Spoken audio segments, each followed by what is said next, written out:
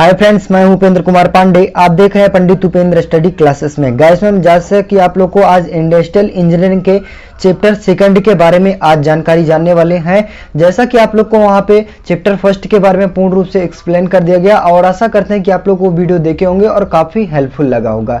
आज हम डिस्कशन करने वाले हैं चैप्टर 2 वर्क स्टडी मतलब कार्य अध्ययन के बारे में। तो यहाँ पे आप लोग को चैप्टर 2 बहुत ही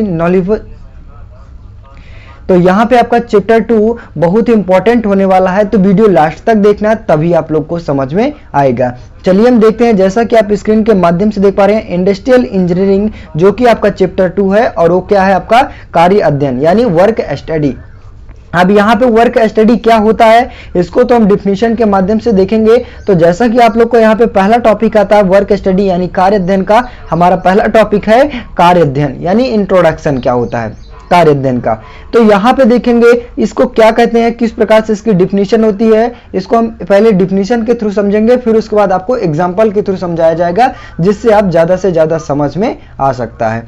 चलिए देखते हैं यहाँ पे डिफिनीशन हमारा क्या कहता है। कार्य अध्ययन एक ऐसी विधि है जिसकी सहायता से उत्पादन में सुधार तथा प्रक्रमों को सरलतम किया जा सकता है तथा संभव हो सकता है। कार्य अध्ययन कहने का मतलब क्या हो गया, इस डिफिनीशन का कहने का मतलब ये हुआ कि अगर हम किसी चीज का मैन्युफैक्चरिंग प्रोसेस कर रहे हैं तो उसके बारे में सबसे पहले हम क्या करते हैं, अध्ययन करते हैं। क्या कैसा प्रोसेस होना चाहिए, क्या किस प्रकार से हमारा मटेरियल लगा होना चाहिए, इन सभी चीजों की इसके पहली प्रकार की डिजाइनिंग होनी चाहिए। कहाँ पे कैसा मटेरियल लगेगा, किस प्रकार से हमारा यूज हो जाएगा, इन सभी चीजों के बारे में अगर हमें सही रूप से अध्ययन होता है तो हमारा जो बनने वाला मेटल हो गया, जो भी हमारा प्रोडक्ट हो गया, वो पूर्ण रूप से और सही शुद्ध बनेगा। कहने का मतलब यही हुआ इसका। और यहाँ पे इसका कार्य अध्ययन का मतलब क्या है, जैसा कि आप लोग को एग्जांपल के थ्रू मैं बताऊं कि जैसा कि आप लोग को कोई भी इंपॉर्टेंट कार्य करने के लिए ले लिया गया, कोई भी प्रोडक्ट बनाने के लिए ले लिया गया, तो प्रोडक्ट किस प्रकार से बनेगा, सबसे पहले इसके बारे में जानकारी लेंगे। उसकी डिजाइनिंग किस प्रकार से रहेगी इसके बारे में, उसमें मेटल कौन कौन से मतलब मटेरियल्स कौन कौन से लगेंगे, उसमें कौन कौन से खर्च होंगे, कौन सी मशीनें लगेंगी, इन सभी चीजों के बारे में अगर हम अध्ययन करते हैं, अध्ययन करने के बावजूद उस प्रोडक्ट का निर्माण करते हैं तो हमारा प्रोडक्ट क्या होता है, ज्यादा से ज्यादा बेहतर बनता है और ज्यादा से ज्यादा वो अच्छा भी मतलब शुद्ध बन जाता है। यहाँ पे इसका मतलब यही हुआ कार्य अध्ययन का। नेक्स्ट टॉपिक की बात किया जाए, कार्य अध्ययन के चयन के समय विचार मतलब कार्य करने से पहले जो चयन किया जाता है, जो महत्वपूर्ण चयन किया जाता है वो कौन कौन से होते हैं। तो यहाँ पे आपके 3 होते हैं। वो कौन कौन से, आर्थिक पहलू मतलब जो भी धन वगैरह लगते हैं, जो भी पूंजी वगैरह लगती है, ये सब किसके अंतर्गत आते हैं, आर्थिक पहलू के अंतर्गत। नेक्स्ट टॉपिक की बात किया जाए तकनीक। अब तकनीक किस प्रकार से उसकी टेक्नोलॉजी, किस प्रकार से उसकी डिजाइनिंग होगी, किस प्रकार से उसका मैन्युफैक्चरिंग प्रोसेस होगा, किस प्रकार से वो प्रोडक्ट रहेगा, ये सब किसके अंतर्गत आता है, तो तकनीक यानी तकनीक पहलू के अंतर्गत। नेक्स्ट बात किया जाए मानकीय प्रक्रियाएं मतलब क्या हो गया, वो प्रोडक्ट हमारा बना और बनने के बाद किस प्रकार से उसका जो बाजार में किस प्रकार से उसकी मांग बढ़ रही है, किस प्रकार उपभोक्ता हमारा उस प्रोडक्ट का चयन कर रहे हैं, किस प्रकार से उसका यूज कर रहे हैं, तो यूज करने के बाद उस पर कौन सी प्रक्रियाएं उत्पन्न होती हैं, ये किसके ऊपर डिपेंड करता है, तो कार्य अध्ययन के ऊपर डिपेंड करता है। मतलब बनने वाला प्रोडक्ट के बारे में अगर हम इन तीनों चीजों के बारे में सही रूप से अध्ययन करे रहेंगे तो हमारा प्रोडक्ट सही रूप से बनेगा और जो भी उसकी प्रतिक्रियाएं, मानवीय प्रतिक्रियाएं हैं, वो हमारी अच्छी होगी। नेक्स्ट टॉपिक की बात किया जाए कार्य अध्ययन के संचालक के व्यक्तिगत गुण मतलब जो कार्य अध्ययन के संचालक होते हैं उसमें कौन व्यक्तिगत के कौन कौन से गुण होने चाहिए, इनके बारे में देखेंगे। तो पहला हमारा आता है उत्साह। अब उत्साह का मतलब क्या हो गया कि अगर हमारा प्रोडक्ट बन गया, उसका मैन्युफैक्चरिंग प्रोसेस हो गया, उसके बारे में सही रूप से अध्ययन कर लिए गए, करने के बाद कभी कभी क्या होता है उसका मनोबल टूट जाता है। क्या होता है कि हमारा प्रोडक्ट बनेगा, बिकेगा, उसमें जो भी मटेरियल्स लगेंगे वो सही होगा या फिर नहीं होगा, मतलब ऐसी सारी प्रक्रियाएं नहीं होनी चाहिए, बल्कि उनको आगे की सोचना चाहिए। हमारा प्रोडक्ट बनेगा, बन के ज्यादा से ज्यादा सप्लाई होगा, कुछ इस प्रकार से उसका होना चाहिए। तो उत्साह के अंतर्गत कौन कौन से टॉपिक आते हैं, वहीं पे सहानुभूति होना चाहिए, मतलब सहानुभूत का मतलब क्या हो गया, अगर हमारा प्रोडक्ट बन के बाद क्या होता है, कभी लॉस में जाता है, कभी हानि में जाता है, तो इस प्रकार से ऐसा गुण होना चाहिए, मतलब सहने की क्षमताएं होनी चाहिए। नेक्स्ट टॉपिक की बात किया जाए, ईमानदार होना चाहिए। पता लगे कि आप किसी फैक्ट्री में 50 रुपए का प्रोडक्ट बेचा गया, अब आप उसी को 55 रुपए में प्रोडक्ट बता रहे हैं, तो कुछ इस प्रकार से नहीं होना चाहिए। जितना भी खर्च आए, जितना भी हमारा सेलिंग प्राइस हो, जो भी हमारा प्रोडक्ट हो, उसके अकॉर्डिंग, मतलब ईमानदारी के हिसाब से हमारा जो भी व्यक्ति होना चाहिए वो ईमानदार होना चाहिए।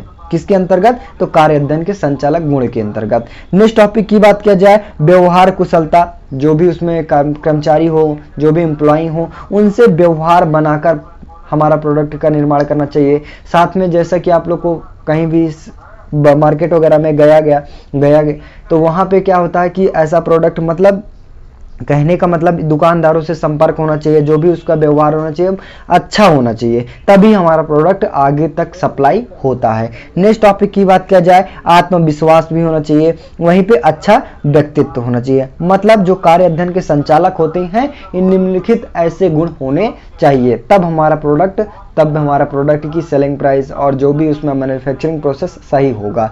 नेक्स्ट टॉपिक की बात किया जाए, कार्य अध्ययन के क्षेत्र कौन कौन से होते हैं, मतलब कौन कौन सी जगहों पर इसका अध्ययन किया जाता है, इनके बारे में देखेंगे। तो यहाँ पे निम्नलिखित कार्य क्षेत्र, इसके जो अध्ययन होते हैं, निम्नलिखित साधन होते हैं, वो कौन कौन से होते हैं। तो यहाँ पे सबसे आता है शॉप फ्लोर और कार्य क्षेत्र की कार्य स्टेशन या लेआउट मतलब बनाना। कहने का मतलब हो गया कि जो भी उसको प्रोडक्ट बनाया जा रहा है, तो उसका लेआउट सबसे पहले क्या होते हैं, डिजाइनिंग बना लेते हैं, और डिजाइनिंग बनाने के पहले उसका कार्य क्षेत्र किस प्रकार से होना चाहिए, शॉप फ्लोर किस प्रकार से होना चाहिए, इन सभी चीजों के बारे में पहले अध्ययन होना चाहिए।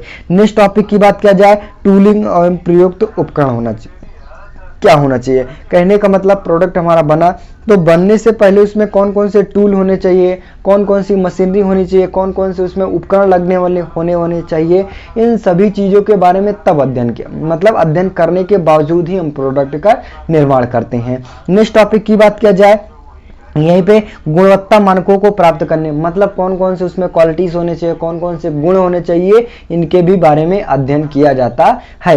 नेक्स्ट टॉपिक की बात किया जाए, उत्पादन लक्ष्य को प्राप्त करने के ऑपरेटर और संचालन, मतलब जो भी हमारा प्रोडक्ट बनाएगा, जो भी हमारा मशीन चलाएगा, उसमें ऐसी सारी संक्रियाएं भी होनी चाहिए, मतलब ऐसे ऐसे गुण होने चाहिए कि हमारा मशीन को सही रूप से चला सके और प्रोडक्ट को भी ज़्यादा से ज़्यादा हमारा बना सके। ऐसे गुण होना चाहिए, किसके बारे में, यहाँ पे संचालक मतलब ऑपरेटर ऐसा होना चाहिए। किसके बारे में अध्ययन किया जाता है, तो ऑपरेटर के बारे में भी अध्ययन किया जाता है, जहाँ पे मशीनरी का प्रोसेस होना चाहिए। नेक्स्ट टॉपिक की बात किया जाए, कार्य करने की प्रक्रियाएं कौन कौन सी कैसी होनी चाहिए, मतलब प्रोडक्ट बनाने से पहले उसके किस प्रकार से प्रक्रियाएं होगी, किस प्रकार से हमारा प्रोडक्ट बनेगा, इनके भी बारे में अध्ययन किया जाता है। कहने का मतलब हुआ कि यहाँ पे जो कार्य अध्ययन का क्षेत्र होता है, किन किन जगहों पर होता है।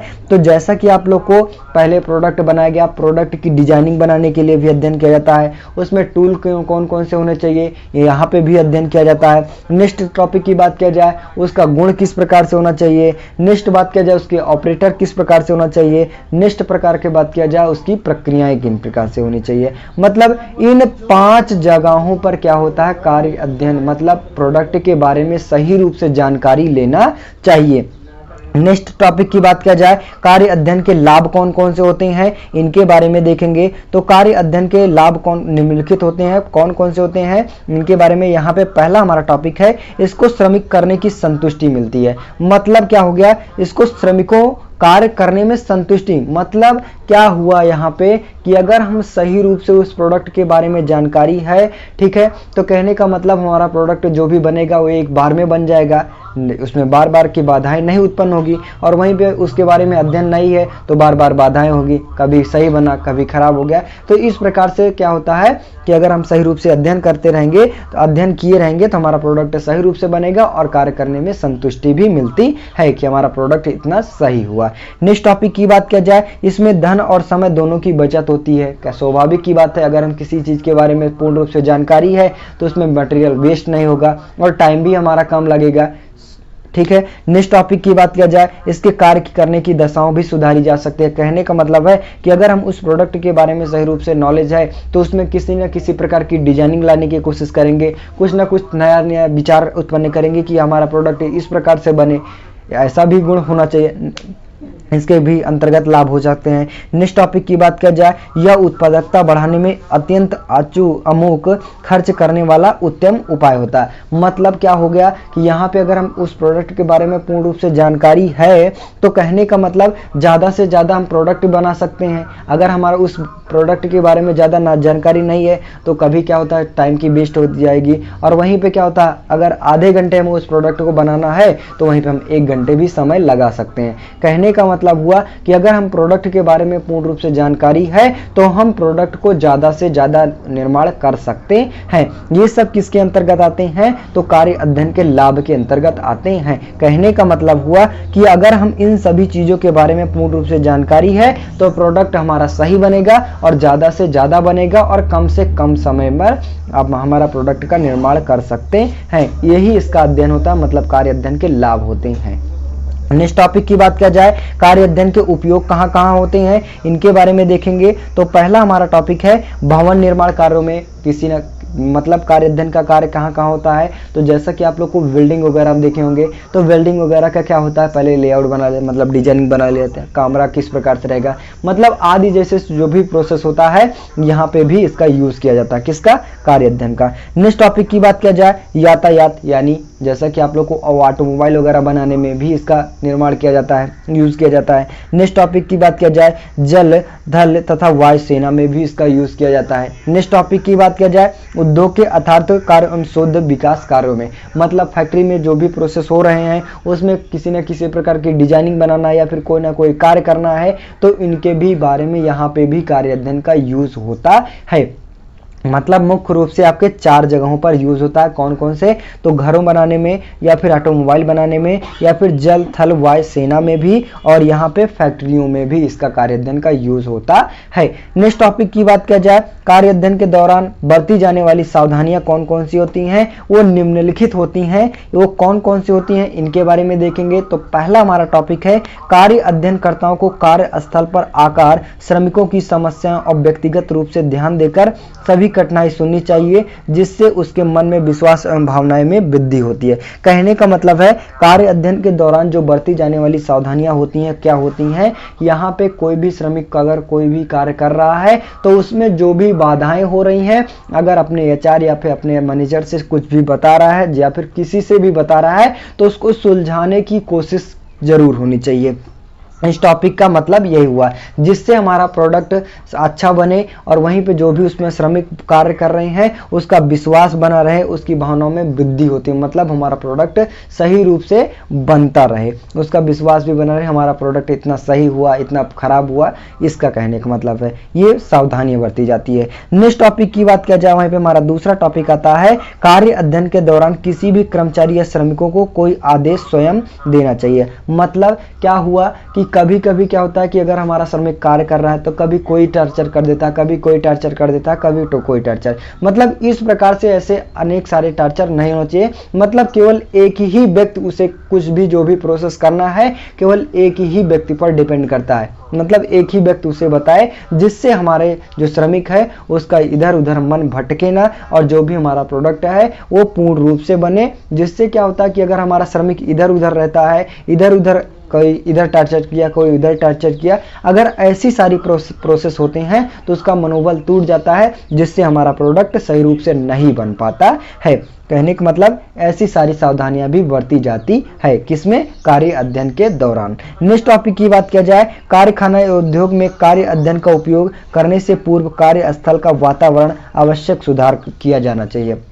मतलब इसका प्रोसेस क्या हो गया कि जहाँ पे हमारी फैक्ट्री लगी होगी, जो भी उसमें मशीनरी यूज किए जाएंगे, उसमें कार्य करने से पहले उसमें सही रूप से अध्ययन कर लिया जाता है कि जो भी उसका प्रोसेस हो रहा है वो सही है या फिर गलत है। इसके भी अंतर्गत हमारे कार्य अध्ययन की सावधानियां होती हैं। नेक्स्ट टॉपिक की बात किया जाए, श्रम उत्पादकता बढ़ाने से पहले मशीनों एवं संयंत्रों का उत्पादन बढ़ाने की चेष्टा की जानी चाहिए। मतलब इसका प्रोसेस यही हुआ कि अगर हमारा कार्य अध्ययन पूर्ण रूप से हो रहा है तो इसमें बढ़ाव देने की मतलब बढ़ावा भी देना चाहिए। कहने का मतलब कि अगर हम 10 प्रोडक्ट आज बना रहे हैं तो कल हम 11 प्रोडक्ट बनाने की चेष्टा करें, 12 प्रोडक्ट बनाने की चेष्टा करें। तो ऐसी सारी सावधानियां भी किसमें बरती जाती है, तो कार्य अध्ययन के दौरान। आई होप कि यहाँ पे आप लोग को कार्य अध्ययन के बारे में पूर्ण रूप से जानकारी जान गए होंगे। तो बस गाइस आज के लिए इतना ही। वीडियो अच्छी लगी हो, चैनल पर नए हो, चैनल को सब्सक्राइब कीजिए, ज़्यादा से ज़्यादा शेयर करने की कोशिश कीजिए। मिलते हैं नेक्स्ट वीडियो में, तब तक के लिए जय हिंद।